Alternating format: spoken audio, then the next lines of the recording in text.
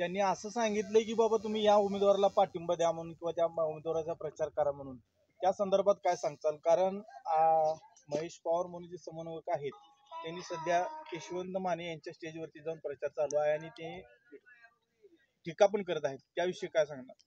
मुख्यतः तुम्ही ज्यांचं नाव घेतलं ते मराठा समाजाचे समन्वयक नसून एक मराठा समाजाच्या चळवळीतले मुख्य कार्यकर्ते म्हणून आम्ही त्यांच्याकडे बघतोय।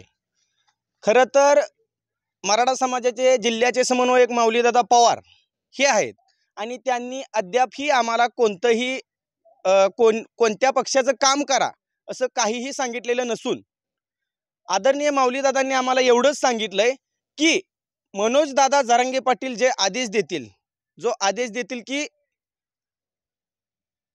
तो पथाळ्याचे मोठे जे नेते आहेत त्यांच्याबद्दल बोलायचं झालं तर त्यांनी स्वतःवर जे उपकार झालेत ते समाजावर झालेत। त्यांच्यावर एका नेत्याने स्वतःवर जे उपकार केलेत ते समाजावर झालेत असं दाखवून दिलं परवा एका सभेत।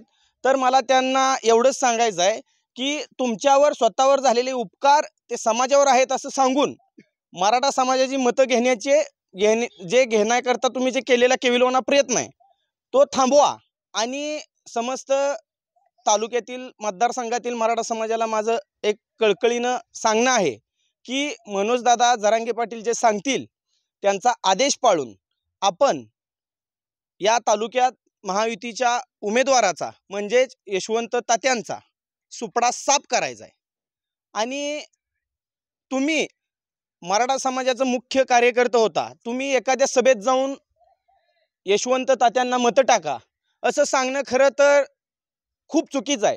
तुमच्या या वक्तव्याने मराठा समाजात फूट पडायला वेळ लागणार नाही, पण हे मनोज दादाचे सच्चे कार्यकर्ते म्हणून आम्ही सांगतोय तुमच्या असल्या बांडगुळ्या वक्तव्यामुळे आम्ही समाजात कधीही फूट पडू देणार नाही आणि मनोज दादांचा आदेश जो काय आहे तो आमच्यासाठी सर्व काही आहे।